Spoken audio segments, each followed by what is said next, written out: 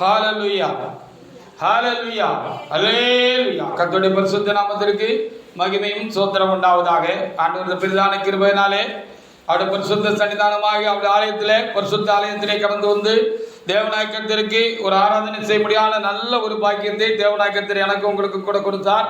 அதற்காக நாம் ஆண்டவருக்கு அதிகமாக நாம் ஸ்தோத்திரம் செலுத்துவோமாக. இந்த சமயமானது ஆண்டவருடைய அருள் வார்த்தைகளை கேட்டு நம்முடைய ஆத்மாவில் அதை வைத்து அதன்படி நடந்து ஆசீர்வாதங்களை பெற்றுக்கொள்கிற நல்ல ஒரு சமயமாக இருக்கிறது. ஆண்டவருடைய அருள் வார்த்தைகளுக்காக நாம் தேவ சமூகத்தில் ஜபத்தோடு கூட காணப்படும்படியாக அன்பின் பிள்ளைகளாக உங்களை நான் அன்போடு கூட வேண்டிக் கொள்கிறேன். இந்த நாளுக்குரிய வார்த்தையாக தேவனாய் கர்த்தர் யோசுவாவுக்கு எழுதின புஸ்தகம் 21ஆம் அதிகாரத்தில் 45வது வார்த்தையை தேவனாய் கர்த்தர் நமக்கு இந்த நாளுக்குரிய பிரசங்க வார்த்தையாக என் தேவனாய் கர்த்தர் எனக்கும் உங்களுக்கும் கூட கேட்கிற யாவருக்கும் கூட தேவனாய் கர்த்தர் அருள் செய்திருக்கிறார்.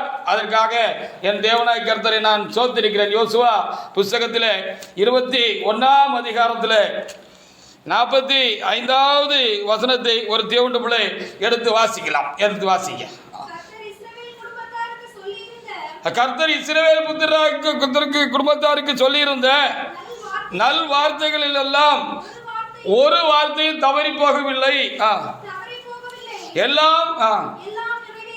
எல்லாம் நிறைவேறிட்டு என்று சொல்லப்பட்டிருக்கிறது. ஆண்டவர் நமக்கு வாக்கு எழுதுகிறார், வார்த்தை எழுதுகிறார், அல்லதுபடியாக வாக்கு தத்தம் எழுதுகிறார். நான் உனக்கு இப்படி செய்வேன் ஹல்லேலூயா என்று ஆண்டவர் சொல்லுகிறார் என்று சொன்னால் அதை செய்து நிறைவேற்றி முடித்து விடுவார். ஒன்றும் அது தரையிலே விழுந்து போகிறதில்லை என்று சொல்லி ஒரு வார்த்தை தவறி போகிறதில்லை என்று சொல்லி தேவனாய் கர்த்தர் இந்த நாளில் நமக்கு திரும்பவும் உறுதிப்படும்படியாக தேவனாய் கர்த்தர் நம்மத்தில் கொடுத்த இந்த நல்ல வார்த்தைகளுக்காக நானும் என் தேவனாய் கர்த்தருக்கு நான் அதிகமாக சோத்திரம் செலுத்துகிறேன்.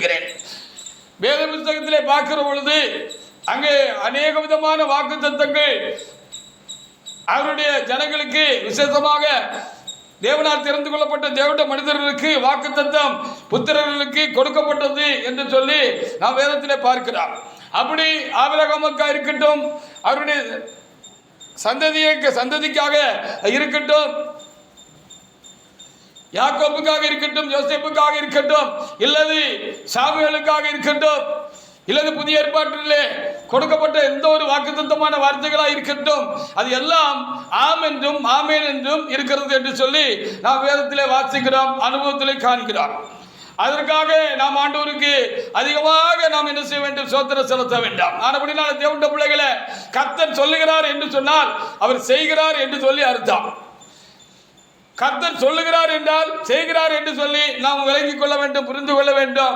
அது எப்போது செய்வார், எப்படி செய்வார் என்று மனிதர்களாய் நமக்கு கிரகிக்க கூடாததாக இருக்கிறது. வேண்டுமானால் ஒரு காரியமாக இருக்கலாம், அவர் எப்பொழுது செய்வார், எப்படி செய்வார், அது எப்படி சொன்னதை செய்து நிறைவேற்றி முடிப்பார், எப்பொழுது செய்வார் என்பது வேண்டுமானால் நமக்கு ஒரு விளங்காத ஒரு காரியமாக நாம் முன்னமே அறிந்து கொள்ளக்கூடாத ஒரு காரியமாக இருக்கிறது. நாம் மனிதர்களாக இருக்கிறோம். ஆனாலும் கர்த்தர் தாம் சொன்னதை நிறைவேற்றி முடித்து விடுவார். ஒன்றையும் அவர் நிறைவேற்றாமல் இருக்க மாட்டார். சொன்னால் அது செய்து விடுவார் என்று சொல்லி இந்த வார்த்தை நமக்கு திட நம்பிக்கையாக சொல்லப்பட்டிருக்கிறது. அதற்காக நாம் தேவனாய் கர்த்தருக்கு அதிகமாக ஸ்தோத்திரம் செலுத்துவோமாக. அதே யோசுவா புத்தகத்தில் 23ஆம் அதிகாரத்தில் 14வது வசனத்திலே கூட அப்படிப்பட்ட வார்த்தைகள் எழுதப்பட்டிருக்கிறது. அவைகளை கூட ஒரு தேவனுடைய பிள்ளை எடுத்து வாசிக்கலாம். வாசிங்க 14வது வசனம் வாசிங்க. சாஜி வாசிங்க. இதோ இன்று நான் பூலோகத்தார் எல்லாரும் போகிற வழியே போகிறேன். உங்கள் தேவனாய் கர்த்தர் உங்களுக்கு சொன்ன நல்வார்த்தைகள் எல்லாம்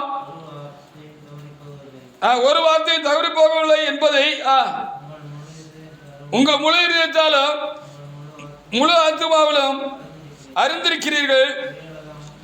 அவைகள் எல்லாம் உங்களுக்கு நிறைவேறிட்டு இங்கேயும் திரும்ப என்ன செய்கிறார், யோசுவாவும் அதை திரும்ப இந்த இடத்திலும் அதை சொல்லி வைத்திருக்கிறார். அவைகளுக்காக நாம் என்ன செய்யணும், ரொம்ப ஆண்டவருக்கு நன்றி செலுத்தணும். எந்த ஒரு காரியத்திற்கும் ஒரு வேலை குறித்து வைத்திருக்கிறார். அந்த வேலை நமக்கு தெரிவதில்லை, அவர் குறித்து அந்த நாள் நமக்கு தெரிவதில்லை. அதுதான் இப்பொழுது சில வேளைகளில் நமக்கு சஞ்சலமாக இருக்கிறது, மனதுக்கு அது கலக்க நமக்கு சஞ்சலமாக காணப்படுகிறது. எப்பொழுது செய்வார், எப்படி செய்வார் என்று நமக்கு தெரியாதுதான். அந்த வேலை நமக்கு அந்த குறித்த காலம் இன்னதென்று நாம் அறியக்கூடாது இருக்கிறது தான் இப்பொழுது நமக்கு உண்டாயிருக்கிற ஒரு சஞ்சலமான ஒரு சூழ்நிலையாக இருக்கிறது, அல்லது சஞ்சலத்தை நமக்கு தருகிறது என்று வேண்டுமானால் நாம் என்ன செய்து கொள்ளலாம், எடுத்துக்கொள்ளலாம். ஆதியாகம புத்தகத்தில் 18வது அதிகாரத்தில் 10-11 வசனங்களை வாசித்து பாருங்கள். ஆபிரகாமை தேவனாய் கர்த்தர் பேர் சொல்லி அழைத்தார். ஆபிரகாமே ஆபிரகாமே என்று சொல்லி என்று சொன்னார். அவர் பேர் சொல்லி அழைத்தார் என்று பார்க்கிறோம். ஒரு சிலரை தான் ஆண்டவர் பேர் சொல்லி அழைத்தார். சாமுவேலை பேர் சொல்லி அழைத்தார் என்று பார்க்கிறோம். எரேமியாவை பேர் சொல்லி அழைத்தார் என்று வேதத்தில் பார்க்கிறோம்.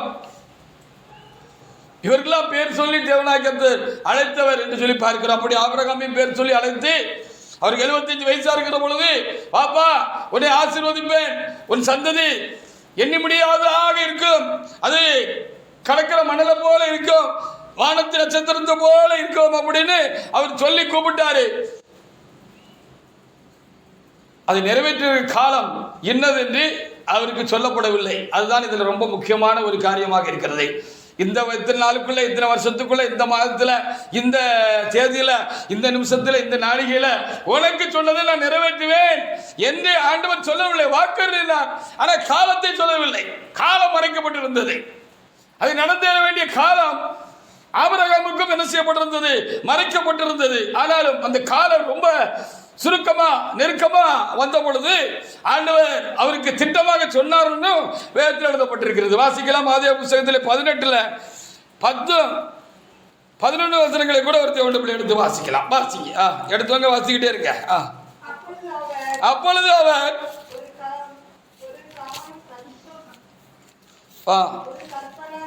ஒரு கர்ப்ப உற்பத்தி காலத்திலே, ஒரு உற்பவ காலத்திட்டத்தில் நிச்சயமாக உன்னிடத்திற்கு திரும்பவும் வருவேன். இன்னைக்கு வந்துட்டு சொல்லிட்டு போறப்பா, திரும்பவும் நான் வருவேன்.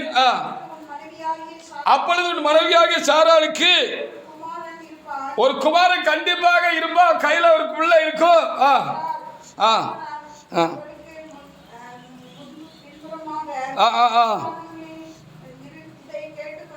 ஆமா, பின்னால இருந்து கேட்டுக்கிட்டு இருந்தாங்க.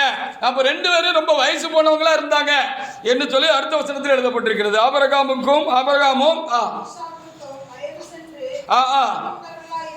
முதிர்ந்தவர்களாக இருந்தார்கள். சந்தர்ப்பமே இல்லை. ஆனா இப்ப சொல்றாரு, சீக்கிரத்துல இன்னும் ஒரு 10 மாசத்துல நான் திருப்பி வருவேன். வருகிற பொழுது சாராள் என்ன செய்து கொண்டிருப்பாள், கையில ஒரு ஆம்பளை பிள்ளைய வச்சிருப்பா அப்படின்னு சொல்லி அவரு கடைசியில அப்படி ஒரு திட்டமான ஒரு காரியத்தை அப்படி சொன்னாரு. அவங்களுக்கே நம்புகிறதுக்கு ஏதுமில்லாத ஒரு சூழ்நிலையில சீக்கிரமா இது நடக்கும், 10 மாசத்துல இது நடக்கும் அப்படின்னு ஆண்டவர் சொன்னார் என்று சொல்லி சொல்லப்பட்டிருக்கிறது. அப்படினால் தேவனுடைய பிள்ளைகளை ஆண்டவர் சொல்லி ஒன்றையும் நிறைவேற்றாமல் போனதில்லை. வேதம் அப்படி சொல்கிறது, பரிசுத்தவான்களுடைய காரியங்களும் அப்படி சொல்லுகிறது என்று சொல்லி பார்க்கிறோம். கர்த்தர் எனக்கும் உங்களுக்கும் திட்டமாக ஒரு காரியத்தை சொல்லி இருப்பார் என்று சொன்னால் அதை உறுதிப்படுத்திக் கொண்டே இருக்கிற தேவன் என்று சொல்லி நாம் அறிய வேண்டியதாக இருக்கிறது. அவர் திரும்ப உறுதிப்படுத்திக்கிட்டே இருப்பாரு. சொல்லிட்டு அவர் வாக்குல போயிட மாட்டாரு, போயிட்டு நமக்கு என்ன இருக்க மாட்டாரு. அந்த நிறைவேறுகிற காலம் வரைக்கும் கர்த்தர் நம்ம கிட்ட அப்படியே இடைப்பட்டுக்கிட்டே இருப்பார், பேசிக்கிட்டே இருப்பாரு. இந்த நம்பிக்கை ஒட்டுமடியான அனுபவங்களை என்ன செய்வாரு, கொடுத்துக்கிட்டே இருப்பாரு என்பதுதான் காரியமா இருக்கிறது. என்ன நான் சொன்னது போல அந்த அவர் குறித்திருக்கிற காலமும் வேலையும் மனிதர்களை நமக்கு தெரியாதுதான் இப்போ ஒரு சஞ்சலமான ஒரு காரியம் என்று சொல்லி நாம் பார்க்கிறோம். அதான் தெரியாம இருக்கிறதுனாலதான் சஞ்சலப்படுகிறார் என்று சொல்லி நாம் பார்க்க வேண்டியதாக இருக்கிறது. வாழ்வு காலத்துக்கும் தாழ்வு காலத்துக்கும் இடைப்பட்ட காலங்களில் மனிதனுக்கு சஞ்சலம் மிகுதியாக இருக்கு அப்படின்னு சொல்லி எழுதப்பட்டிருக்கிற பிரசங்கி புஸ்தகத்தில். யோவான் 7ஆம் அதிகாரத்தில் 6-8 வசனங்களை கூட வாசிக்கலாம். அவருடைய வேலை வர வேண்டியதாக இருக்கிறது. அவருடைய குறித்த வேலை நமக்கு தெரியவில்லை. அது ரொம்ப கஷ்டம். சவாலான ஒரு காரியமாகத்தான் இருக்கிறது. அது தெரியாதது ஒரு காரியமான ஒரு பிரச்சனையான காரியம் போலதான் நமக்கு இருக்கிறது. அது நமக்கு பிரச்சனையாக இருக்கிறது என்று கூட சொல்லலாம்.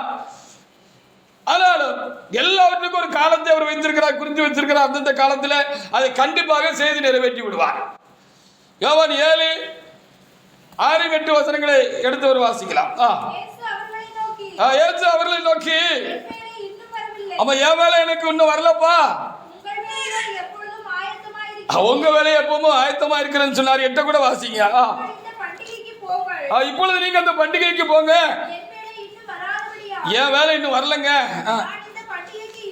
நான் இப்ப வரலப்பா, எனக்கு வேலை வந்தா நான் வருவேன் அப்படின்னு சொல்லி சொன்னார். ஆண்டவர் இந்த உலகத்திலே வந்திருந்தாலும் எல்லாவற்றுக்கும் ஒரு காலமும் நேரமும் சமயமும் குறிக்கப்பட்டிருந்தது. இந்த நாள்ல, இந்த காலங்கள்ல, இந்த வேலையில இந்த மாதிரி காரியங்கள்லாம் செய்யணும் என்று சொல்லி அது பிதாவினால் நியமிக்கப்பட்டிருந்தது.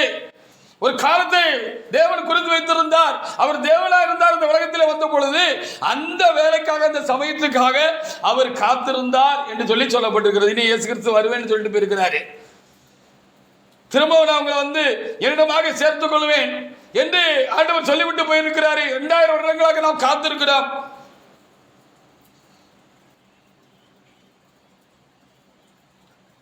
எப்போ வருவேன்னு எனக்கும் சொல்லல, அந்த வேலை எனக்கும் தெரியாது அப்படின்னு சொல்லி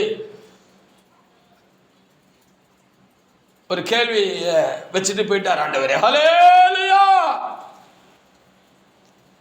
அப்போ அவர் வருகிறதுக்கும் ஒரு நாள் நியமிக்கப்பட்டிருக்கிறது, ஒரு நாள் குறிக்கப்பட்டிருக்கிறது.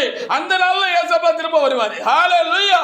அப்போ அவர் ஆண்டவர் வந்தாலும் எல்லாவற்றையும் குறித்த காலத்தில் தான் அவர் நிறைவேற்றினார். குறித்த நேரம் சமயம் வருகிற பொழுதுதான் அதை நிறைவேற்றினார். அது வரைக்கும் அவரும் அமைதியாக இருந்தார். அந்த காலத்துக்காக, வேலைக்காக அவர் காத்திருந்தார் என்று வேண்டுமானால் நாம் எடுத்துக்கொள்ளலாம். யோவான் 2:4 பாருங்க, எல்லா காரியத்திலும் அவர் அப்படி சொன்னார். தண்ணீரை திராட்சரசமா மாத்தினாரு கானாவூர்ல. அதான் முதல் அற்புதம் என்று சொல்லப்பட்டிருக்கிறது வேத புத்தகத்தில். அதுக்கப்புறம் எத்தனையோ காரியங்களை அவர் நடப்பித்தார் என்று சொல்லி எல்லாம் நான் வேதத்தில் பார்க்கிறோம் தானே. அப்ப பாருங்க, என்ன என்று சொல்லி பார்க்கிற பொழுது அப்பவும் அந்த வேலைக்காக அவர் காத்திருக்க வேண்டியது இருந்தது. நாமும் காத்திருக்கிறோம். யோவான் 2:4 வாசிக்கலாம், வாசிங்க. அதுக்கு இயேசு, எனக்கு உனக்கு என்னம்மா, ஆமா என்று சொல்லி அவர் சொன்னாருன்னு சொல்லப்பட்டிருக்கிறது. வேலை வரணும்னு சொல்லப்பட்டிருக்கிறது. அந்த வேலை நமக்கு தெரியல. அதான் இப்போ நமக்கு ஒரு பிரச்சனையா இருக்கு. ஆண்டு வேண்டுமானால் நாம் எடுத்துக்கொள்ளலாம். லூக்கா 22:14 கூட ஒரு தேவண்ட பிள்ளை எடுக்கலாம். லூக்கா 22:14 எல்லாத்துக்காகவும் அவர் அந்த வேலைக்காக, குறித்த நேரத்துக்காக, அது நடந்தேற வேண்டிய சமயத்துக்காக இயேசுவும் காத்திருந்தார் என்று தான் வேதத்தில் சொல்லப்பட்டிருக்கிறது. 33 ஆண்டுகள் அவரை குறித்தான் தேவ சித்தம் பரிபூர்ணமாக நிறைவேறுவதற்கு அவர் காத்திருக்க வேண்டியது அவசியமாக இருந்தது. பிதாவின் சித்தம், அவரை குறித்தான சித்தம் நிறைவேறுவதற்கு அவர் 33 ஆண்டுகள் இந்த உலகத்தில் காத்திருந்தார் என்று தான் சொல்லப்பட்டிருக்கிறது. லூக்கா 22:14 ஒரு இடத்தை வாசிக்கலாம், வாசி. ஆமா, எல்லாத்துக்கும் ஒரு சமயம் உண்டுன்னு வேத புத்தகத்தில் சொல்லப்பட்டிருக்கிறது. அந்த சமயத்துல தான் அதை அவர் நடப்பித்தார் என்று சொல்லி பார்க்கிறோம். யோவான் 12:23 கூட எடுத்து நீங்க வாசித்து பாருங்க. இன்னொருவர் ரோமர் 5:6 எடுத்து வச்சுக்கோங்க. யோவான் 12:23.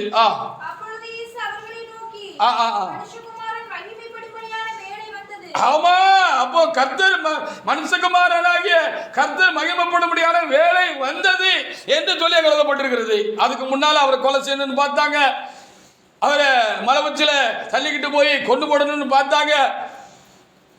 கெர்சமனே தோட்டத்தில் அவர் எத்தனை பேர் வெறுத்த பொழுது சயின்டிபிக்கா, மருத்துவ ரீதியா என்ன சொல்றாங்க அப்படின்னு சொல்லி பார்த்தா, ஒரு மனிதனுக்கு ரத்தம் வேர்வை நாளங்கள் வெளியே வந்துச்சுன்னா அந்த ஆள் உயிரோடு இருக்கிறதுக்கு வாய்ப்பே இல்லை அப்படின்னு சொல்றாங்க. அப்பவும் அவர் உயிரோடு கூட இருந்தாரு, காக்கப்பட்டாரு. அவர் சிலுவை மரணத்துக்காக அவர் நியமிக்கப்பட்டிருந்தாரு. அந்த காலம், அந்த வேலை வந்த பொழுது பிதாவிடத்தில் தம்முடைய ஆவியை ஒப்பு கொடுத்து சிலுவையில் அவர் என்ன செஞ்சாரு, மரித்தாரு அப்படின்னு சொல்லி பார்க்கிறார். எல்லாம் சரியான டயத்தில் செய்யப்பட்டது. ஹல்லேலூயா. ஆமா,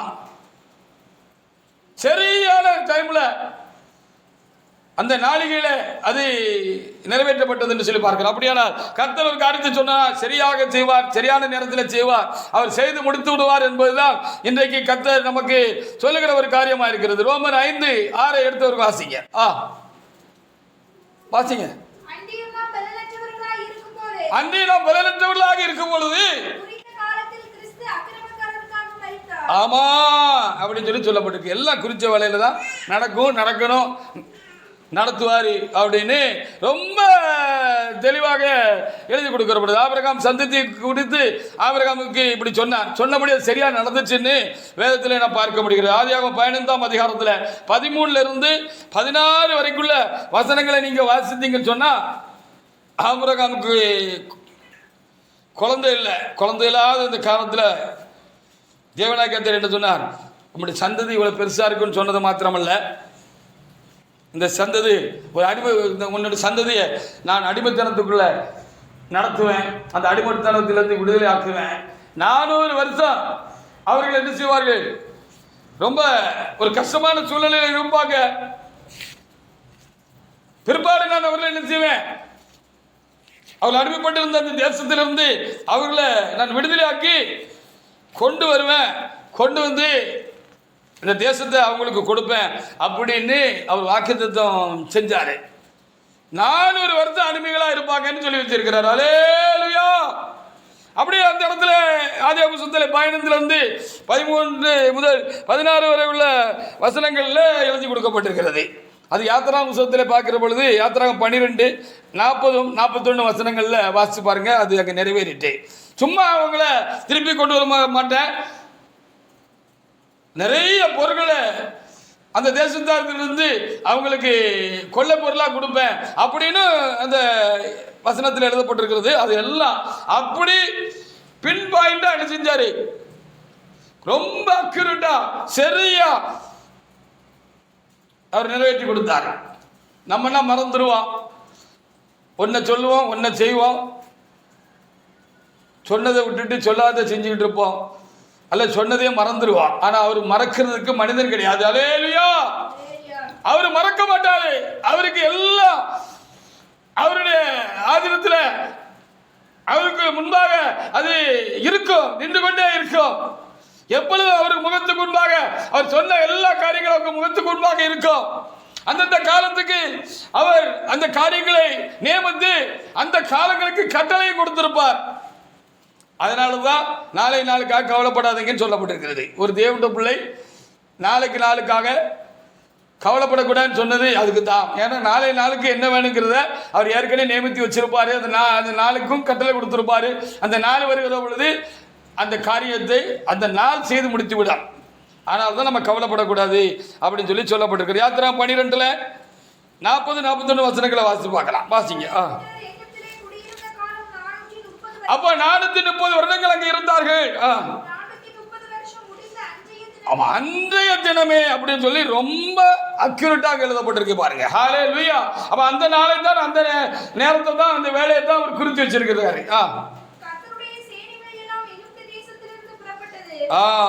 என்று சொல்லி அங்க ரொம்ப தெளிவாக எழுதப்பட்டிருக்கிறது. அப்ப 400 வருஷம் சொல்லப்பட்டிருக்கிறது. 30 வருஷம் அந்த நாட்டில் அவங்க செழிப்பா சமாதானமா இருந்திருக்கிறாங்க. அதுக்கப்புறம் அவங்களுக்கு உபத்திர காலமாக இருந்திருக்கிறது. 400 வருஷம் உபத்திரப்பட்டிருக்காங்க. 30 வருஷம் சுகமாக இருந்திருக்கிறாங்கன்னு சொல்லி அர்த்தம். அல்லேலூயா. அப்போ எகிப்திலே போன அவர்கள் யோசேப்பின் காலத்துக்கு பிற்பாடு அவர் எரியாத வேறொரு ராஜ்யம் தோன்றுகிற காலம் வரைக்கும் ரொம்ப சுகமாக இருந்திருக்கிறாங்க. அதுக்கப்புறமே அவங்க ரொம்ப உபத்திரப்பட்டிருக்காங்க.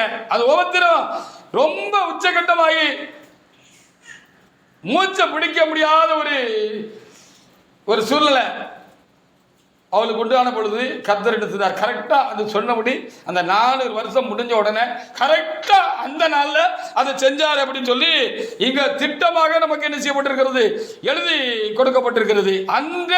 அன்றே தினமே என்று சொல்லப்பட்டிருக்கிறது. ஒரு நாள் முன்னே இல்லை, ஒரு நாள் பின்னே இல்லை, சரியா செஞ்சாரு சொல்லப்பட்டிருக்கு. அப்போ எல்லாம் தேவ சமூகத்தில் பிளான் பண்ணப்பட்டிருக்கிறது, அது திட்டம் பண்ணப்பட்டிருக்கிறது. இந்த காரியத்தை இந்த நாட்கள்ல செய்யணும், இன்னாருக்கு இதை செய்யணும், இன்னாரை கொண்டு இதை செய்யணும் அப்படின்னு சொல்லி தேவனாகிய கர்த்தர் திட்டம் பண்ணி எல்லாவற்றையும் ரெடி பண்ணி வச்சிருக்கிறாரு. அந்த நாள்ல அது தன்னால ஆட்டோமேட்டிக்கா நினைச்சிருந்தா அது நடந்து விடும். அல்லேலூயா. அதான் பிரசங்க வாக்கியில பார்க்கிறோம், ஒரு வார்த்தையும் தவறி போகவில்லை என்று சொல்லி இருக்கிறோம். அப்போ அந்த நாள் தெரியாததான் நமக்கு சஞ்சலமா இருக்கு, அல்லது வருத்தமா இருக்கு, அல்லது நமக்கு சங்கடமா இருக்கு அப்படின்னு வேணா வைத்துக் கொள்ளலாம். தெரியாம இருக்கிறது நல்லதுதான், அது நல்லதுக்கு தான் என்று நான் எண்ணுகிறேன். அதற்காக நாம் தேவனாகிய கர்த்தரை ஸ்தோத்திரிப்போம். 1 சாமுவேல் 4ஆம் அதிகாரம் 19ஆம் வசனத்தில் எழுதப்பட்டிருக்கிறது. சாமுவேலை குறித்தும் தேவனாகிய கர்த்தர் சாமுவேலுக்கு சொல்லியிருந்தார். சாமுவேலை குறித்து சாமுவேலுக்கு சொல்லப்பட்டது சாமுவேலுடைய காலங்களில் அது அப்படி நிறைவேறிட்டு ஒன்றும் நிறைவேறாமல்ல, ஒன்றும் தரையில விழல அப்படின்னு சொல்லி அங்கே தெளிவாக அங்கே எழுதப்பட்டிருக்கிறது. 1 சாமுவேல் 4:19 வாசிக்கலாம். வாசிங்க. 1 சாமுவேல் நம்பர் மாதிரி இருக்கா? நம்பர் பார்த்து வாசிங்க பார்ப்போம்.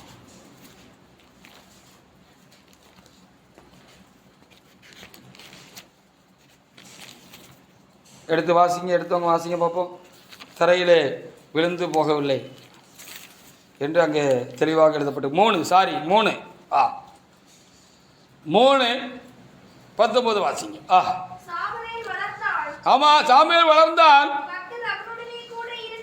கர்த்தர் அவனோடு கூட இருந்தார்.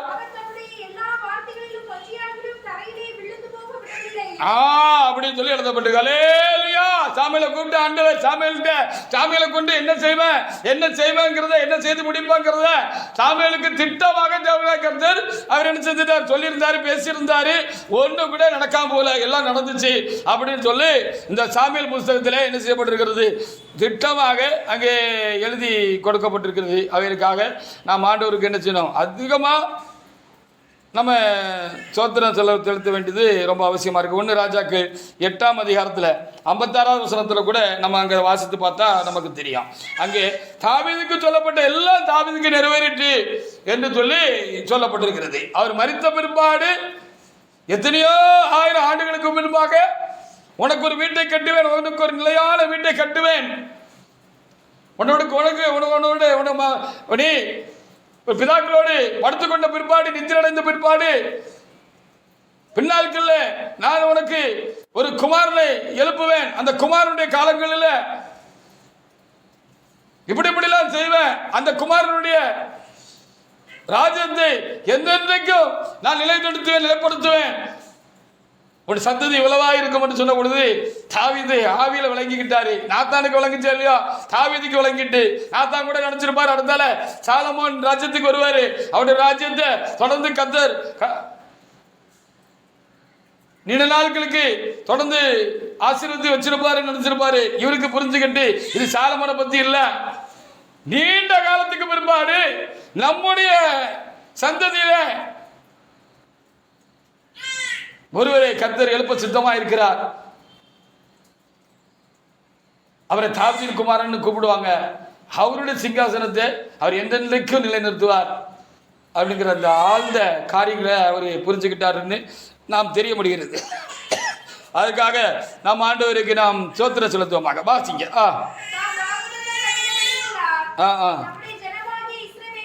ஆமா ஆமா ஆமா, நல்வார்த்தைகளில் எல்லாம் ஒரு வார்த்தையும் தவறி போகவில்லை என்று சொல்லி அங்கே தெளிவாக எழுதப்பட்டிருக்கிறது. அதற்காக நாம் ஆண்டவரே நாம் என்ன சொன்ன அதிகமாக நாம் ஆண்டவருக்கு நாம் ஸ்தோத்திரம் செலுத்தலாம். ஆதியாகமம் புஸ்தகத்தில் 31:41 நாங்கள் வாசிக்கலாம். அப்படியானால் காலங்கள் மறைக்கப்பட்டிருக்கிறது, நேரங்கள் மறைக்கப்பட்டிருக்கிறது. அவருடைய வார்த்தை சொல்லப்பட்டு அது எந்த நேரத்தில் அதை சிந்திக்க போகிறது, அதை தேவன் நிறைவேற்றி முடிக்க போகிறார் என்று சொல்லி நமக்கு தெரியாது இருக்கிறது. இதனால் மனிதர்களாய் நமக்கு உண்டாகிற சஞ்சலம் மிகுதி என்று சொல்லுகிறீர்கள். அப்படியானால்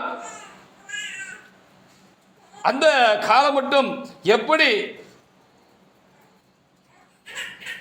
விசுவாசத்தோடு பக்தர்கள்லாம் காத்திருந்தார்கள் என்று சொன்னா, அவர்கள் அப்படி விசுவாசத்தோடு அந்த நம்பிக்கை விட்டுறாதபடிக்கு அவங்க காத்திருந்தாங்க அப்படின்னு சொன்னா, அதுவும் ஆண்டவருடைய செயல் தான் என்று சொல்லி நம்ம அனுபவத்தில் உணர முடிகிறது. அல்லேலூயா. அப்ப என்ன நடக்குதுன்னு சொன்னா, அந்த காலம் வரைக்கப்பட்டிருந்தாலும் அந்த காலம் வரைக்கும் அந்த நம்பிக்கையில உறுதியா இருக்கிறதுக்கு, அந்த நம்பிக்கையோடு கூட அந்த காலத்துக்காக, அந்த வாக்குத்தத்தம் நிறைவேறுவதற்காக காத்திருக்கிறதற்கு யாருக்கு அந்த வார்த்தை அருளப்பட்டதோ அந்த வாக்குத்தத்த புத்திரர்கள் என்ன செய்தார்கள்? தேவனுடைய செயலினால அது காத்திருக்கக்கூடிய கிருபையை பெற்றிருந்தார்கள். அப்படி அந்த கிருபை நமக்கு இல்லைன்னு சொன்னா நம்மளால என்ன செய்ய முடியாது? காலங்கள் நீட்டித்து கொண்டு போகிற பொழுது நம்மால அதை ஜீரணிக்க முடியாது, அதை தாங்கிக்கிட முடியாம போயிடும் என்று சொல்லி நாம் பார்க்க வேண்டியது ரொம்ப ஒரு அவசியமான ஒரு காரியமாக இருக்கிறது. பார்த்து பாருங்க, ஆதியாகமம் 31:41 வாசிக்கலாம். வாசிங்க, எடுத்தவங்க வாசிங்க. ஆமா, அந்த 20 வருஷ காலம் அந்த வீட்டில் இருந்தேன். ஆமா ஆமா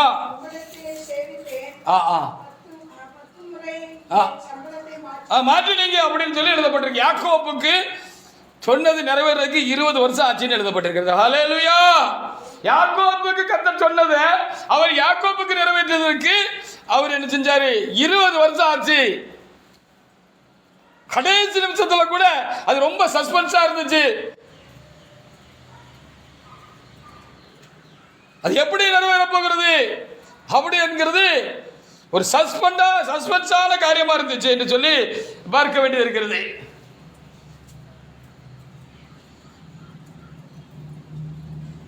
அதற்காக ஆண்டவருக்கு நாம் அதிகமாக ஸ்தோத்திரம் செலுத்துவோமாக.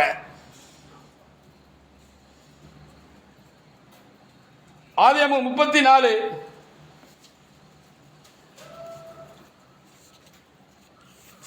46வது வசனத்தை ஒரு தேவனுடைய பிள்ளை எடுத்து வாசிக்கலாம். ஆதியாகமம் 34 46வது வசனம். சாட்சி எடுத்தாலும் வாசிங்க. அவங்க வாசிக்காங்கன்னு வாசிக்காம இருக்க வேண்டாம். 34 இல்லையா?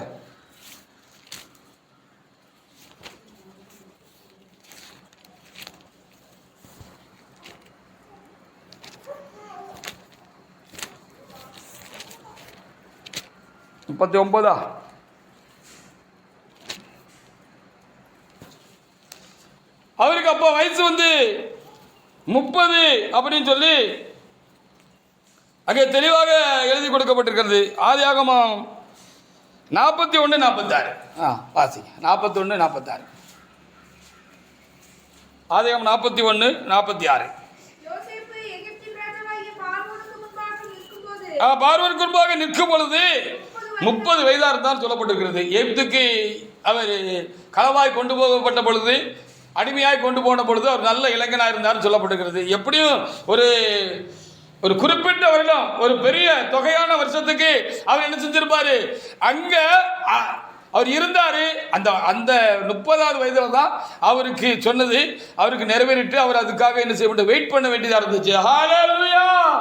அதுக்காக காத்திருக்க வேண்டியது அவசியமாக இருந்தது அப்படின்னு சொல்லி சொல்லப்பட்டிருக்கிறது. அந்த கிளைமாக்ஸ் நேரத்துக்காக, அந்த கிளைமாக்ஸ் காட்சிக்காக, அந்த பரபரப்பான அந்த நேரத்துக்காக அவரு காத்திருந்தாரு பார்க்கிறோம். ஆபிரகாம் 25 வருஷம் ஆச்சு உனக்கு குழந்தை தருவேன்னு சொன்னதை நிறைவேற்றதுக்காக அவர் காத்திருந்தார். எப்படித்தான் இவங்க காத்திருந்தாங்கப்பா? 20 வருஷம், 15 வருஷம், 10 வருஷம், எப்படி இவங்க கர்த்தருடைய வார்த்தை மேல இவ்வளவு விசுவாசமும் நம்பிக்கையுமாக இருந்தாங்க? அந்த விசுவாச நம்பிக்கையும் எப்படி அவங்க காத்துக்கிட்டாங்க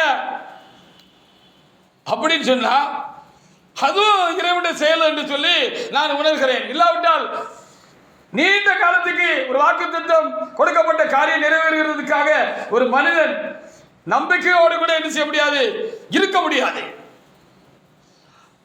அந்த வார்த்தை நிறைவேறுகிற அந்த கடைசி நிமிஷம் வரைக்கும் அவன் கர்த்தரோடு கூட சேர்ந்து நடக்க முடியாது.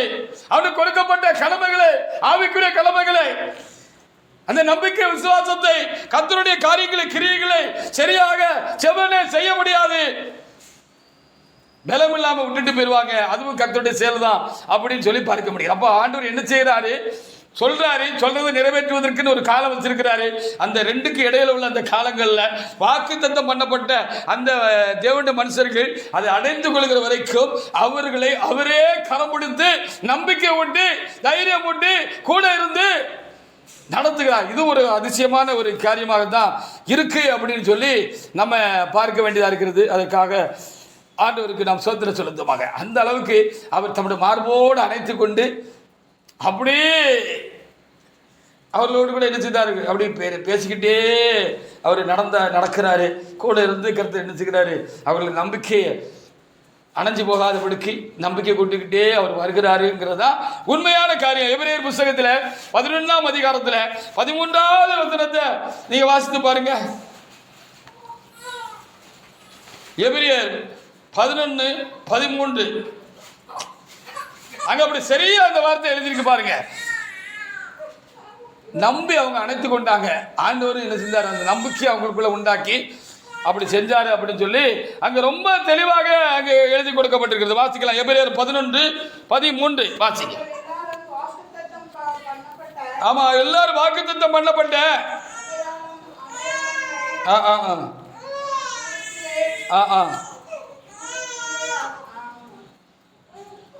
வாசிங்க. எபிரேயர் 11:13 வாசிங்க. இவர்கள் எல்லாரும் வாக்குத்தத்தம் பண்ணப்பட்டவர்களை அடையாமல் காலங்கள் தாமதித்தாலும் தூரத்தில் அவர்களை கண்டு நம்பி அணைத்துக் கொண்டு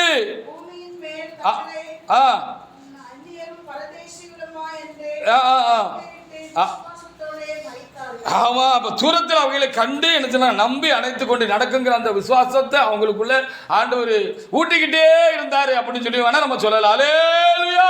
திரும்ப திரும்ப என்ன செஞ்சாரு, அவைகளை ஆண்டவர் என்ன செஞ்சார், அவர்களுக்கு உணர்த்திக்கிட்டே இருந்தாரு, நம்பிக்கை ஊட்டிக்கிட்டே இருந்தாரு, தைரியப்படுத்திக்கிட்டே இருந்தாரு.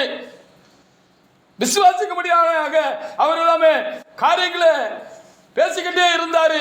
நடப்பின் அநேக காரியங்களை, அதற்கு முன்னோடியாக அநேக காரியங்களை கூட இருந்து நடப்பித்துக்கிட்டே இருந்தாரு. அந்த கர்த்தர் சொன்னவர் நம்ம கூட தான் இருக்காருங்கிற அவர்கள் பிரதிட்சயமாக அவருடைய வாழ்க்கையை காணும்படியாக அவர் செஞ்சுக்கிட்டே இருந்தாருங்கிறது தான் அதனோட பெரிய காரியம். அதனால தான் சொன்னேன், எப்படி அவங்களுக்கு இந்த இவ்வளவு பெரிய லாங் கேப்ல அவங்களால எப்படி நம்பிக்கிட்டு இருந்தாங்க அப்படின்னா அப்படித்தான். அதனால தான் அவங்க அது தேவனால தான் ஆயிடுச்சு என்று நாம் அதிகமாக நாம் சொல்ல முடிகிறது.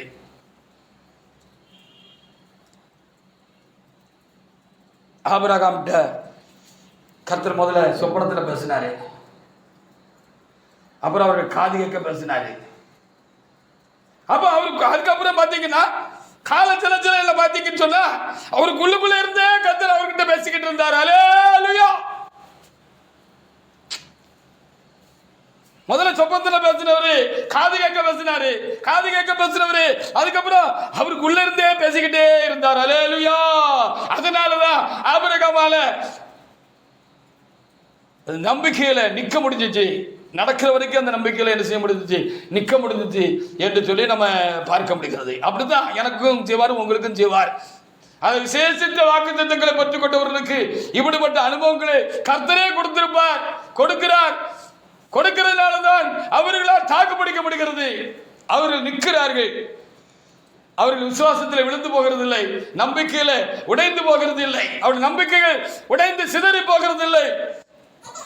அது தேவனால் ஆகிறது என்று சொல்லி நான் பார்க்கிறேன். ஆதியாகமம் 12 1 முதல் 3 வரைக்குள்ள வசனங்களை நீங்க வாசித்து பார்த்தீங்கன்னா ஆபிரகாமை கர்த்தர் கூப்பிட்டது பத்தி அங்கு எழுதப்பட்டிருக்கிறது. சொப்பனத்தில் பேசியிருப்பார்.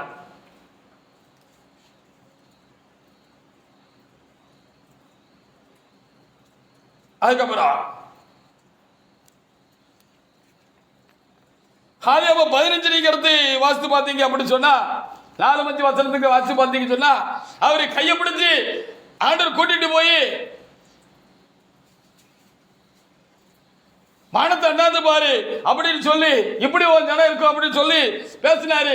இப்போ காது கேட்க பேசினாரு. ஹல்லேலூயா அப்படி சொல்லி வேதத்துல அங்கே நமக்கு எழுதி வைக்கப்பட்டிருக்கிறது. ஆதியாகமம் 15 4-5 வசனங்களை ஒரு தேவண்டபடி எடுத்து வாசிக்கலாம். எடுத்தவங்க வாசிக்க.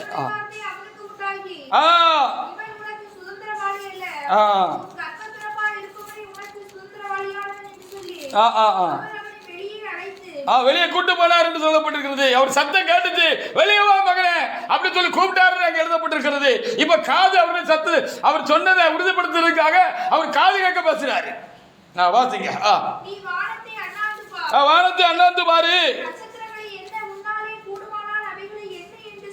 ஆமா,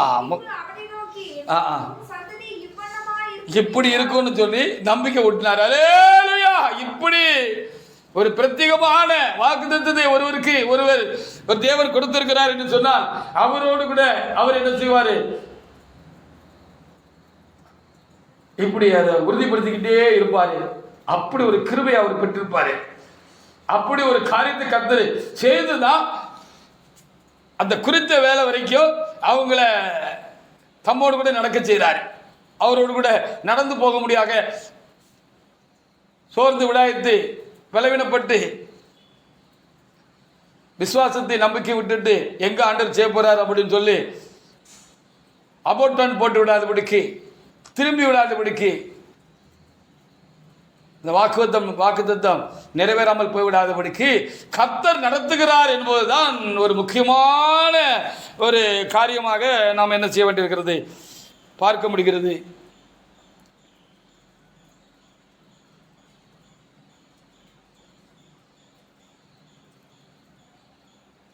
அதற்காக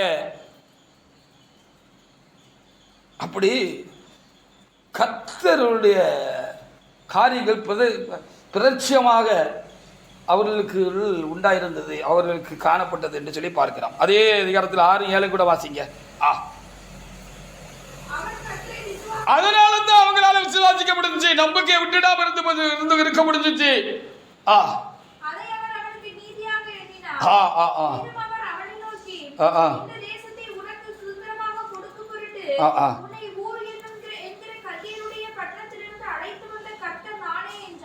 சொன்னதை திரும்ப திரும்ப அவங்களுக்கு சொல்லிக்கிட்டே இருந்தார். பல வகையிலும் சொன்னார், சொப்பனத்தில் சொன்னார், காது கேட்க சொன்னார், உள்ள இருந்து சொல்லிக்கிட்டே இருந்தார், பேசிக்கிட்டே இருந்தார். கடைசியில் ஆபிரகாமுக்குள்ள இருந்தே கர்த்தர் பேச ஆரம்பித்தாரு. அவருடைய இருதயத்திலே கர்த்தர் தங்கி இருந்து அவரோடு கூட செய்தாரு. அவர் பேச ஆரம்பித்தாரு. அவருடைய சத்தத்தை இவர் தெளிவாக புரிந்து கொண்டாரு, இவரால் கேட்க முடிஞ்சிச்சு. அதற்காக ஆண்டவருக்கு நான் ரொம்ப நன்றி செலுத்த வேண்டியவர்களாக இருக்கிறோம். அப்போ பார்த்தீங்களா, அப்போ எப்படி அந்த காலம் எவ்வளோன்னு தெரியல, 10, 20, 25 இல்லைன்னா ஆண்டவர் மாதிரி 30, 33 எப்படின்னு ஒன்றும் தெரியலையப்பா. சொன்னாரு, சொன்னதை நம்பிக்கையோடு அணைத்து கொண்டு பிடித்து கொண்டு தொடர்கிறது என்பது ஒரு கிரிட்டிக்கலான காரியமாக இருக்கிறது, ஒரு பிரச்சனையான காரியமாக இருக்கிறது. அது ஒரு சாதாரண விஷயம் போல தெரியலன்னு சொன்னவர் அதையும் நம்ம என்ன செய்வார், நமக்குள்ள இருந்து செஞ்சு நம்மளை கரம் பிடிச்சி அழைச்சிக்கிட்டே போவார், நம்பிக்கை விட்டுக்கிட்டே இருப்பார். அதனால தான் நான் சொன்னேன், அதுவும் என்ன செய்தான் கர்த்தருடைய செயல் தான் என்று சொல்லி நான் சொன்னேன். பாருங்க, ஆதியாகமம் 17 1 முதல் 3 வரைக்கும் இவ்வளோ வசனத்தை நீங்கள் வாசித்து பார்த்தீங்கன்னா அவருக்குள்ளே இருந்து அவர்கிட்ட பேசிக்கிட்டே இருந்தார் கர்த்தர்னு சொல்லி சொல்லப்பட்டாங்க. அல்லேலூயா. இப்போ நம்மக்கிட்ட ஒரு ஆள் ஒரு காரியத்தை சொன்னவர் செய்வேன்னு சொன்னார். அது எப்போ செய்வேன்னு சொல்ல மாட்டோம்ப்பா, ஆனால் கண்டிப்பாக செய்வேன்னு சொன்னவர் எப்பவும் நம்ம கூட இருக்காரு, நம்ம கூட பேசிக்கிட்டு இருக்காரு. அவருடைய சத்தத்தை கேட்குறோம், அவருடைய பலத்த செய்களை கிரிகளையும் நம்ம பார்த்துக்கிட்டே இருக்கிறோம் அப்படின்னு சொன்னால் நமக்கு ஒரு தைரியம் பலம் இருக்கும். அப்படி ஆண்டவர் செய்து அவங்க என்ன செஞ்சாரு, நடத்திட்டு போனாரு. அவருக்கு சொன்னதை நடத்தியும் காமிச்சாரு அப்படின்னு நம்ம அறிய வேண்டியதா இருக்கிறது. வாசிங்க 17 1 முதல். ஆமா ஆமா ஆமா ஆமா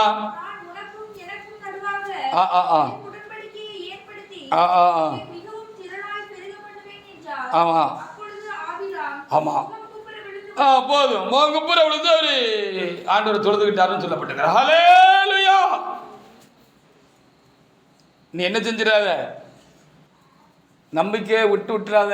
24 வருஷம் ஆயிட்டு சொல்லிக்கிட்டே இருக்காரு, நம்பிக்கை மாத்திரம் விட்டுறாத. நீ தைரியமாயிரு. அதுக்காக இதுவரைக்கும் நீ காத்த உத்தமத்தை விட்டுறாத, உறுதியை விட்டுறாத, உண்மையை விட்டுறாத, பயபக்தியை விட்டுறாத, தேவனை தேடுகிற காரியத்தில் நீ குறைஞ்சு போகாத, அவருக்கு ஆராதனை செய்கிறதுல நீ அணைஞ்சு போயிடாத, ஒப்புக்கு ஏனோ தேடணும்னு தேடாத. வந்துட்டோம், இனி என்ன செய்யறது, திரும்பி போக முடியாது. அதனால ஏதோ எல்லாரும் போறாங்க நானும் போகிறேன்னு சொல்லி நீ போகிற மாதிரி நீ இருக்காத அப்படின்னு சொல்லி அவரை உசுப்பி உஷாரப்படுத்தினாரு அப்படின்னு பார்க்கிறோம். ஹல்லேலூயா. அதனாலதான் பக்தர்கள் எல்லாம் வாக்குத்தத்தத்தை நிறைவேற வரைக்கும் அவர்களால தொடர முடிந்தது. சரியாக கர்த்தருக்குள் அவர்கள் தங்களை காத்துக்கொள்ள முடிந்தது. அவரிடத்தில் வைத்த அன்பு குறையாம இருந்துச்சு. கூடிச்சவரைய குறையல, செஞ்சாலும் சரி செய்யாட்டாலும் சரியப்பா. என் வீட்டு விசாரக்கர்த்தனை இருக்கிறான், அவன் எனக்கு சுதந்திராவளியா இருக்கட்டும், இஸ்மவேல் இருக்கான் அப்படின்லாம் அவங்க சொன்னாங்களே ஒழிய தேவன் மேல உள்ள அன்பு குறைஞ்சு போகல. அல்லேலூயா. அப்பவும் அவர் விடல, இல்லை அப்படின்னு மறுத்தாரு. அவனும் இல்லை இவனும் இல்லை, நான் சொன்னது இந்த ஆட்கள்லாம் கிடையாது அப்படின்னு கர்த்தர் என்ன செஞ்சார், ஈசாக்கை முன் வச்சாரு அப்படின்னு சொல்லி நம்ம பார்க்க முடிகிறது. அவைகளுக்காக ஆண்டவரை நாம் அதிகமாக என்ன செய்யணும், சோதரிக்கணும். அப்போ காலங்கள் கடந்து போகிற பொழுது, இந்த காலங்கள் கூடுகிற பொழுது, அந்த கேப்பு இடைவெளி நமக்கு பெருசா மலை மாதிரி தெரிகிற பொழுது, அது ரொம்ப பாரமா சோதனையா இருக்கிற பொழுது ஆண்டவர் நமக்கிட்ட இடைபெறுகிற விதமும் பெருகுகிறது. இந்த நம்பிக்கையின் தேவனுடைய நம்பிக்கையும் நமக்கு பெருகிறவரை குறைஞ்சு போக மாட்டேங்குது. அல்லேலூயா. இது ஒரு பெரிய ஆச்சரியமான ஒரு செயலாக நான் பார்க்கிறேன். இல்லாவிட்டால் ஒரு மனிதனும் தேவன் வாக்குத்தத்தம் பண்ணி பெற்றுக்கொள்ள வரைக்கும் நிற்க முடியாது, தாக்கு பிடிக்க முடியாது என்பது மறுக்க முடியாத உண்மையும் சத்தியமாக இருக்கிறது. அல்லேலூயா. அவர் ஒரு ஆச்சரியமான தேவனாக இருக்கிறார். அவர் நடத்துகிற விதம் அலாதியாக இருக்கிறது. அது சொல்ல முடியாத ஒரு மேன்மையான ஒரு காரியமாக இருக்கிறது.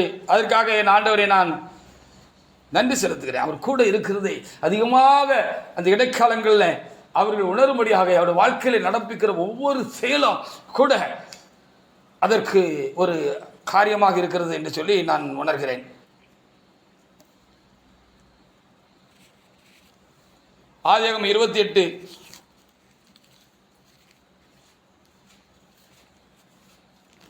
14 15 வசனங்களை ஒரு தேவண்டபடி எடுத்து வாசிக்கலாம்.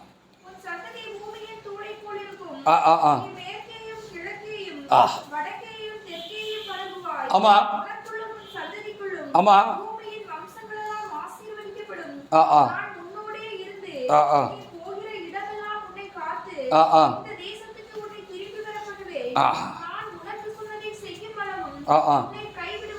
அந்த வார்த்தை நிறைவேற வரைக்கும் நான் உன் கூட இருப்பேன், உன்னை காத்துக்கொள்வேன் அப்படின்னு சொல்லியிருக்கிறார். ஹல்லேலூயா. அப்படிதான் நடந்துச்சு. யாக்கோபுக்கா இருக்கட்டும், ஆபிரகாமுக்கா இருக்கட்டும், இல்ல எந்த ஒரு பரிசுத்தவானுக்கா இருக்கட்டும், தாவீதுக்காக இருக்கட்டும், சாமுவேலுக்காக இருக்கட்டும், யாருக்காக இருக்கட்டும், அவர் சொன்னது நிறைவேறுகிற வரைக்கும் அவர் கூட இருந்தாரு, அவங்களை காப்பாத்தினாரு. அவர் விசுவாசம் நம்பிக்கையும் கூட அவர் தான் காப்பாத்தினார். ஹல்லேலூயா. அவர் தேவன், அவர் பெரியவர், அவர் வல்லமை உள்ளவர், அவரால் கூடாத காரியம் ஒன்று இல்லை, எல்லாவற்றையும் அவர் செய்து முடிக்கக்கூடியவர். அப்படி ஒரு திராணி உள்ளவர். அவர் செய்ய நினைச்சார்னா ஒன்னும் தடைபடாது. அப்படி எல்லாம் மற்ற காரியங்கள்ல வேற காரியங்கள்ல கூட இருந்து அவங்களுக்கு காண்பிச்சுக்கிட்டே இருந்தாருன்னு நம்ம புரிஞ்சுக்கொள்ள வேண்டியதா இருக்கிறது. ஹல்லேலூயா. அப்படி இல்லைன்னா எப்படி நிற்க முடியும்? அப்படிதான் நின்னாங்க. ஹல்லேலூயா. ஒரு பெரும் பங்கு இறைவனுடையதாக இருந்தது. அவங்க தாக்கு பிடிச்சு நின்னாங்கன்னு சொன்னா, அவங்க விட்டுட்டு ஓடிடல, போட்டுட்டு போயிடல, வேண்டாம்னு சொல்லி போட்டுட்டு போயிடல, முடியாதுன்னு சொல்லி அவங்க ஒரு முடிவுக்கு வந்துடல, அவங்களால தொடர முடிந்தது. அப்படின்னா இப்படி கர்த்தர் செஞ்சாருங்கிறது தான் உண்மையான அனுபவமாக இருக்கிறது. ஹல்லேலூயா. அப்படித்தான் நானும் காக்கப்படுறேன், நீங்களும் காக்கப்படணும்னு நான் விரும்புகிறேன். அப்படிதான் நானும் காக்கப்படுறேன்.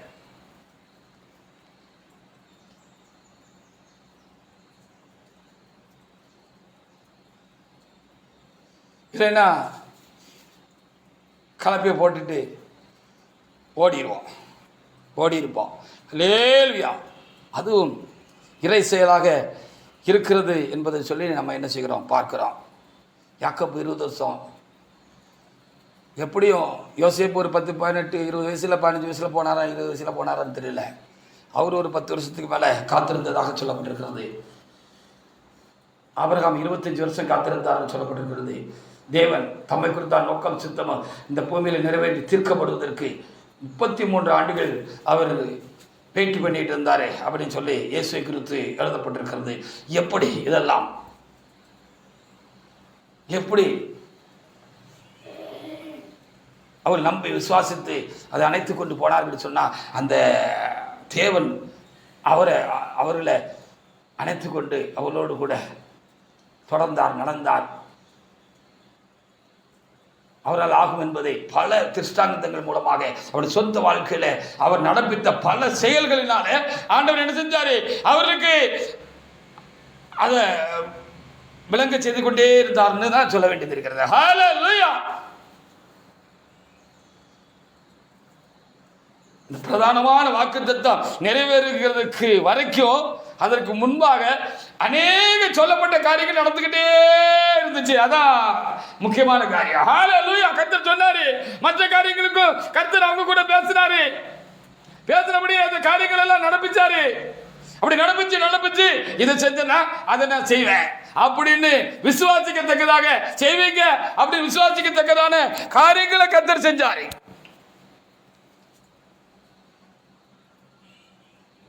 அதான் உண்மை. நான் அனுபவத்தில் அதை காண்கிறேன். ஹல்லேலூயா. தேவனை அறியாத காலங்களில் தேவன் என்னை அறிந்து கொண்டு தெரிந்து கொண்டு என்னை தேடி வந்தார். அவர் என்னை இழுத்து கொண்டார்.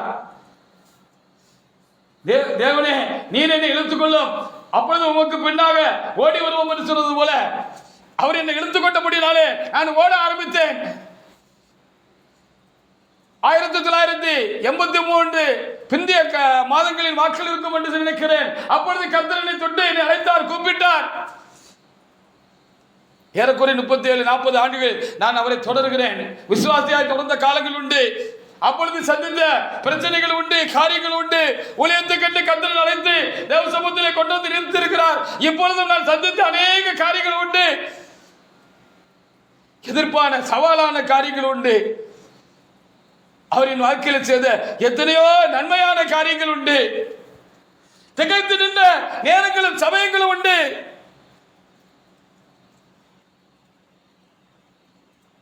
நம்பினவர்கள் எல்லாம் எதிரிட்டு வந்த நேரங்களும் சமயங்களும் உண்டு. நம்பிக்கைக்கு எதுவும் இல்லாத சூழ்நிலைகளும் வந்தது உண்டு. ஆனா எல்லாவற்றிலும் அது நல்லதா இருக்கட்டும் பொல்லதா இருக்கட்டும் சொன்ன அவர் அந்த காலங்கள் எல்லாம் கர்த்தர் கூட இருந்து ஃபைட் பண்ணி எனக்காக எல்லாவற்றையும் அவர் செய்து முடித்த தேவனாக இருக்கிறார். அப்படி ஒரு அனுபவத்துக்குள்ள என்ன நடத்தல அப்படின்னு சொன்னா, நான் இப்பொழுது இன்றைக்கு இருக்கிற இந்த மிகவும் வருத்தமான கால சூழ்நிலையில் நான் என் தேவனுக்காக நான் ஊழியம் செய்ய முடியாது. என் தேவனுக்காக நான் பேச முடியாது. என் தேவன் சொன்னதை நான் உங்களுக்கு தைரியமாக சொல்ல முடியாது. ஹல்லேலூயா. அவருடைய ஆவி என்னை நிரப்புகிறது. தேவைப்படுகிறதெல்லாம் அது எனக்கு தைரியமாக, ஆறுதலாக, நம்பிக்கையின் காரியங்களை ஊட்டுகிறதாக இருக்கிறது. நான் கடந்து வந்த என்னுடைய பாதையை திரும்பி பார்க்க செய்கிறது. அதில் எத்தனையோ பள்ளங்கள், எத்தனையோ மேடுகள், எத்தனையோ சந்தோஷ காலங்கள், எத்தனையோ துன்பமான காலங்கள்.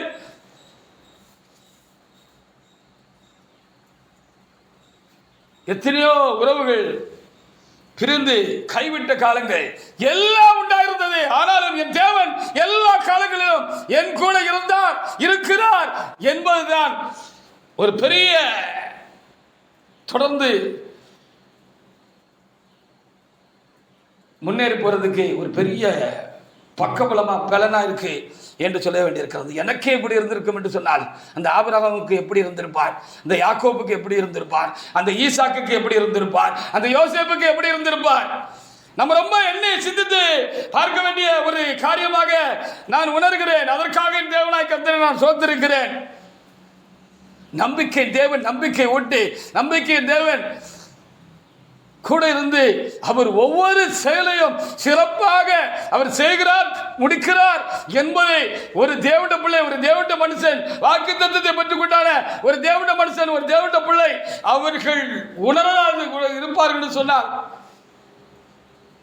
தேவன் மறைந்து நிற்பார் என்று சொன்னால், காணப்படாமல் போவார் என்று சொன்னால், ஒருவரும் தங்களுக்கு சொல்லப்பட்ட வார்த்தையை நிறைவேறுகிற நாட்களை காணாமல் தேவனை விட்டு விடுவார்கள், அல்லது அவர்கள் தடம் மாறி போய்விடுவார்கள் என்பதுதான் உண்மையான ஒரு காரியமாக இருக்கிறது. அதற்காக நாம் ஆண்டவருக்கு என்ன செய்யணும்? அதிகமாக நாம் சோத்திரம் செலுத்த விடும். அந்த காலங்களில் அதற்கு நம்பிக்கையான காரியங்கள் எல்லாம் செஞ்சுக்கிட்டே இருந்தார். உன்னை நான் ஆசீர்வதிப்பேன், உன்னை ஆசீர்வதிக்கல நான் ஆசீர்வதிப்பேன், நீ ஆசீர்வாதமாக இருப்பாய், நீ ஆசீர்வாதமாக இருப்பாய்ன்னு சொன்னால் மற்றவர்களுக்கும் நீ அநேகருக்கும் ஆசீர்வாதமாக இருப்பாய் அப்படின்னு சொன்ன போல, ஆபிரகாமுடைய அந்த பிரதான வாக்குத்தத்தை நிறைவேறதுக்கு இடைக்காலங்களில் கர்த்தர் அந்த வார்த்தையை உறுதிப்படுத்தும்படியாக அநேக காரியங்களை செஞ்சுக்கிட்டே இருந்தார். அவர் மற்றவர்களுக்கு ஆசீர்வாதமாக இருந்து கொண்டே இருந்தார். அவரை மற்றவருக்கு ஆசீர்வாதமாக வைத்தார். அவரை எல்லா காரியங்களிலும் ஆசீர்வதித்தார். அந்த பிரதான வாக்குத்தத்தம் மாத்திரம் தாமதித்தது போல காணப்பட்டது. ஆனால் காண வைத்திருந்தார். மற்றபடி எல்லா வகையிலும் ஆசீர்வதித்திருந்தார். ஹல்லேலூயா! மற்றவர்களுக்கு அவர் ஆசீர்வாதமாக இருந்தார். லோத்துக்கு ஆசீர்வாதமாக இருந்தார். அமலேக்கு மன்னனுக்கு அவர் ஆசீர்வாதமாக இருந்தார். அப்படி அநேகருக்கு அவரு ஆசீர்வாதமாக இருந்தார். யாக்கோபு தம்முடைய மாமனுக்கு ஆசீர்வாதமாக இருந்தார். யோசேப்பு போத்திபாருக்கு ஆசீர்வாதமாக இருந்தார். சிறைச்சாலையிலும் அந்த சிறைச்சாலைக்காரருக்கு, அங்கிருந்தான வார்டனுக்கு, ஜெயிலருக்கு அவர் ஆசீர்வாதமாக இருந்தார். அடுத்தால எகிப்து தேசத்துக்கும் அநேக தேசங்களுக்கும் ஆசீர்வாதமாக இருந்தாரு. தம்முடைய சொந்த குடும்பத்துக்கும் அவர் ஆசீர்வாதமாக இருந்தாரு. அவரை குறித்து சொல்லப்பட்டவர்களும் நிறைவேறி தீர்க்கப்பட்டது. அப்படி நான் தேவட்ட பிள்ளைல வாக்கு தத்தத்தை பெற்றுக்கொண்டவர்கள் நிற்கிறார்கள் என்று சொன்னால் அது தேவ செயல் என்று சொல்லி நானும் அனுபவத்தில் உணர்கிறேன். அதனால் நிற்கிறோம், நிற்க முடியும், நிறுத்துவார். அவர்கள் தேவனுக்குள் ஒரு காலம் குறைந்து போக மாட்டார்கள், தேவ காரியத்தில் குறைந்து போக மாட்டார்கள். அவர்களுக்குள் இருக்கிற தேவன் அவர்களுக்கு பலனாக இருப்பார், தைரியமாக இருப்பார் என்று சொல்லி நாம் பார்க்க முடிகிறது. இப்படி வேதத்தில் சில பரிசுத்தவான்கள் எல்லாம் எப்படி வாக்குத்தத்தங்களை பெற்றுக்கொண்டார்கள், அது வரைக்கும் எப்படி தொடர்ந்தார்கள் என்பதை நானும் நீங்களும் அனுபவத்தில் தான் நம்ம பார்க்க வேண்டியது இருக்கிறது. ஹல்லேலூயா! அப்பந்தான் அந்த தேவனுடைய மகிமை மேன்மையும் இன்னும் எனக்கும் வழங்கும், உங்களுக்கும் வழங்கும். அதுக்காக தான் அந்த காலத்தை மறைவாக வச்சிருக்கிறாரு. அந்த காலத்தில் கர்த்தர் கூட பயணிக்கிற விதங்களை அறியும்படியாக, அவருடைய கிருபைகளை அறியும்படியாக, அவர் நம்ம மேல வைத்த அன்பு அறியும்படியாக, அவர் நமக்காக எவ்வளவு பரிதபிக்கிறார் இருக்கிறதை அறியும்படியாக, அவர் எவ்வளவு இரக்கமுள்ளவராக இருக்கிறார் அறியும்படியாக, நம்முடைய பலவீனங்களை நாம் உணர்ந்து கொள்ளும்படியாக, நாம் ஒன்றுமில்லை என்பதை நாம் நிச்சயித்துக் கொள்ளும்படியாக, தேவனுக்கு முன்பாக நம்முடைய மனம் தாழும்படியாக, எல்லாவற்றுக்கும் தேவனை காரணராக இருக்கிறார் அறிந்து அந்த காரணராக தேவனை சார்ந்து இன்னும் அவருக்குள் மறைந்து வாழுகிற அந்த அனுபவத்தில் நாம் பூர்ணப்படும்படியாக அந்த காலங்களை கர்த்தர் மறைத்து வைத்திருக்கிறார் என்று சொல்லி நான் அதிகமாக உணர்கிறேன். அவைகளுக்காக நாம் தேவனாய் கர்த்தருக்கு நாம் ஸ்தோத்திரம் செலுத்துவோம். எபிரேய புத்தகத்தில் 10:35 ஒரு தேவனுக்குள்ள எடுத்து வாசிக்கலாம். இந்த அனுபவங்கள் தான். ஆகையால் என்று அதுக்கெல்லாம் மிகுந்த பலனுக்கு எதுவான அந்த தைரியம், அந்த நம்பிக்கையை நீங்கள் விட்டுறாதீங்க அப்படின்னு இந்த எபிரேய கர்த்தா எழுதினார் அப்படின்னு சொன்னா, அவர் அந்த அனுபவத்துக்குள்ள இருந்ததுனால தான் மற்றவங்களுக்கு தைரியமாக அதை எழுத முடிஞ்சிச்சு, அவங்கள தைரியப்படுத்த முடிஞ்சிச்சு அப்படின்னு சொல்லி உணர்கிறேன். இந்த எழுத்துக்களையும் நடைகளையும் எழுத்து நடைகளையும் அந்த காரியங்களும் உணர்கிற பொழுது அது யார் எழுதினார் என்று எழுதப்பட்டது இருந்தாலும் என்னுடைய அனுமானம் அது பவுலடியாராகத்தான் இருக்கும் என்று சொல்லி பார்க்கிறேன். அந்த எழுத்து நட ஸ்டைல், அதனுடைய காரியங்கள் அதெல்லாம் நம்ம உள்ளாழ்ந்து நம்ம நோக்கி பார்க்கிற பொழுது அது அநேகமாக பவுலடியார் எழுதினராகத்தான் இருக்கும் என்று சொல்லி நான் பார்க்கிறேன். அவருடைய வாழ்க்கையில தேவனோடு கூட நடந்தார். எல்லா சூழ்நிலையும் தேவன் அவனோடு கூட இருந்தார். அவர் அதிகமாக நெருக்கப்பட்டார். நெருக்கத்தின் மத்தியிலே கர்த்தரிடத்தில் வைத்த ஊக்கமான அன்பினாலே அவர் என்ன செய்தார்? அவருடைய அன்பு அதிகமாக நெருக்கிறபடினாலே தீவிரமாக கர்த்தருக்குன்னு ஊழியம் செய்தார். எல்லா காரியத்திலும் அவர் வெற்றி அடைந்தார். ஒரு காரியத்தில் கூட அவர் தோத்து போகவில்லை. அவர் தோக்க கர்த்தர் விடல, கூடவே இருந்தாரு. மரணத்திலும் அவர் ஆண்டவர் மகிமைப்பட்டார். அதனால்தான் அவர் கடைசி மணித்துளிகளில் சோதனைக்காரன் சோதனைக்கு உட்படுத்தி விசுவாசத்தில் ஜனங்களை வெளித்தட்டி கொள்ளக்கூடாது. மூலமாக சந்திக்கப்பட்ட ஜனங்கள் சபையார் உண்டான சோதனையுடைய தாக்கத்தின் மிகுதினா கண்டு அவங்க விசுவாசத்தில் சாத்தான் விழத்தட்டிடக்கூடாது என்பதற்காக தைரியமாக அப்படியே என்ன செஞ்சார்கள்? எழுதினாரு. அநேக காரியங்களை சொல்லி